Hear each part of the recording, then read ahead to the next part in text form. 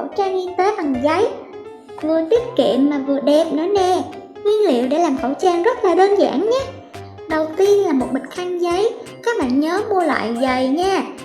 Có thể lót đồ ăn khi mới chiên xong được đó, sẽ giúp ngăn bụi tốt hơn những loại giấy mỏng nè. Giá chỉ có 18k một bịch thôi. Thứ hai là một mét dây thun. Mình mua ở tiệm bán chỉ nút may quần áo đó các bạn, giá chỉ có 2k một mét thôi, rất là rẻ luôn. Đồ bám giấy và kéo thì nhà mình đã có sẵn nè. Mình mua thêm một bộ sticker mặt cười để trang trí cho đẹp nữa đó. Nào, bây giờ cùng mình làm khẩu trang thôi. Mình sẽ làm chiếc khẩu trang size nhỏ trước nha.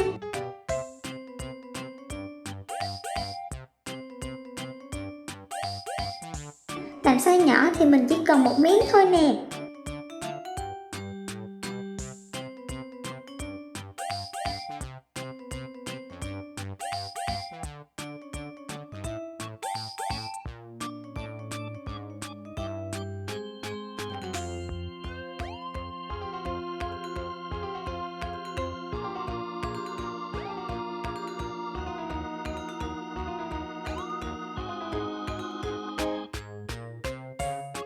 Đầu tiên các bạn hãy gấp khăn giấy như cách gấp của chiếc quạt đó.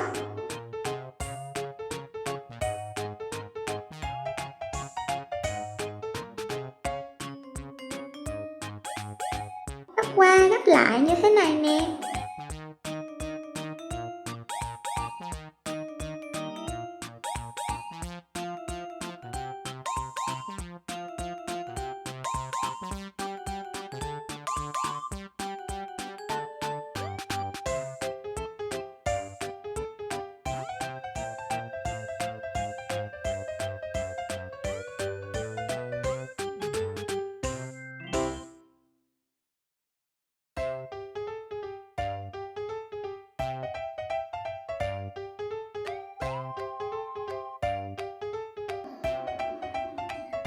Sau khi gấp xong, mình sẽ cắt hai đoạn dây thun, mỗi đoạn tầm 15cm nha.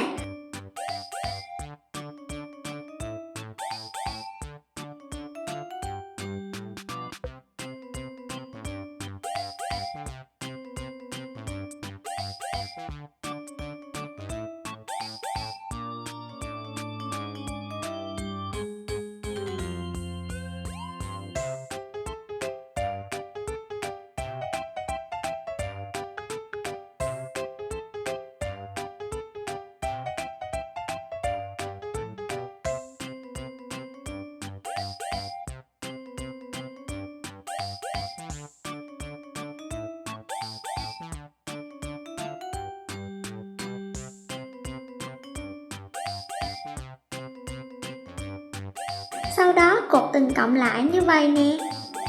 Các bạn nhớ là phải cột thật chặt để khỏi bị bung dây thun ra nhé.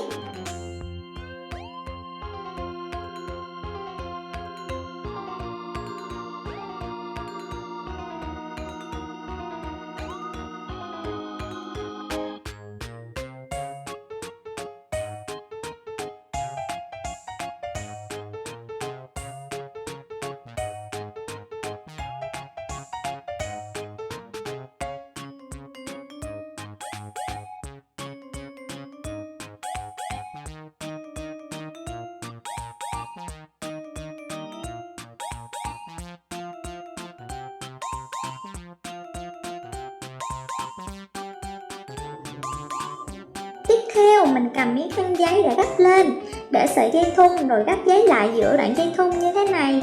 Sau đó mình dùng đồ bấm lại để giữ dây thun nha.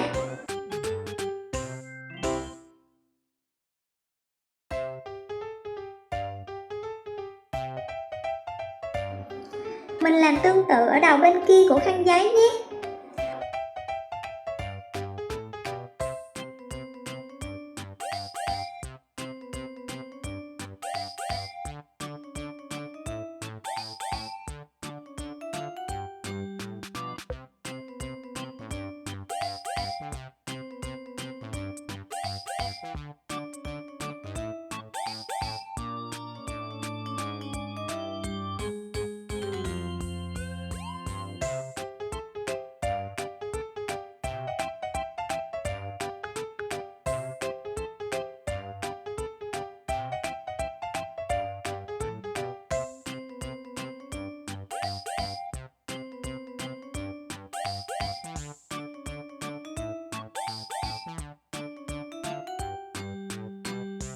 Vậy là mình đã có một chiếc khẩu trang rồi nè. Bây giờ mình sẽ lấy sticker dán vào cho chiếc khẩu trang của mình thêm xinh hơn nè.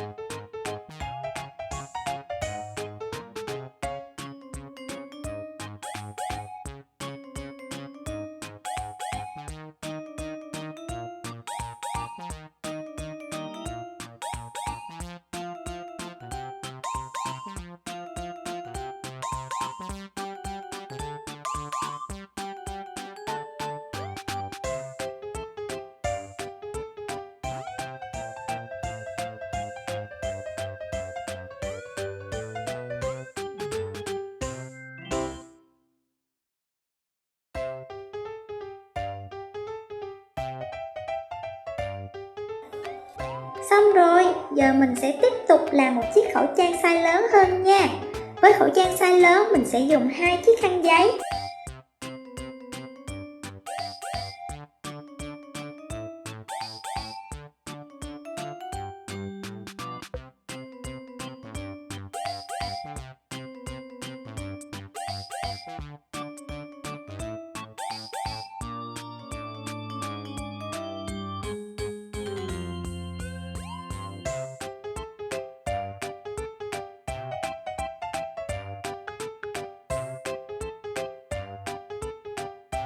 Và mở 2 chiếc khăn giấy ra như thế này nha. Sau đó mình thực hiện các bước như đã làm với chiếc khẩu trang đầu tiên nhé.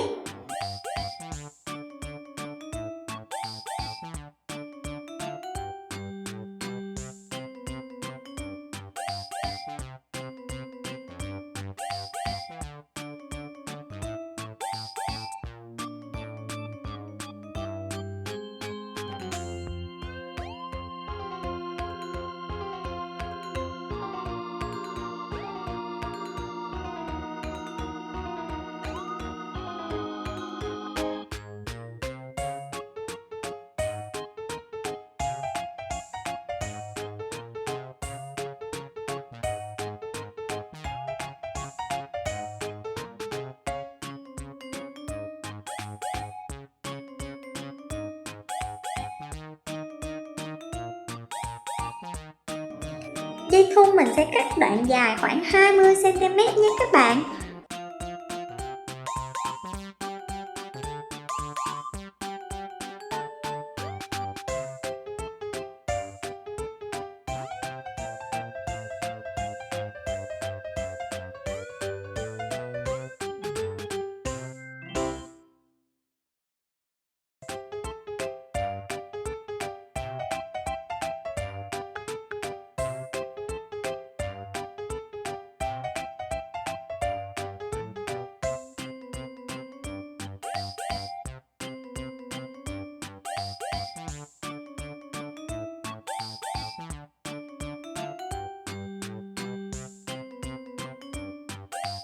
Rồi bây giờ mình cũng trang trí chiếc khẩu trang cho đẹp nha.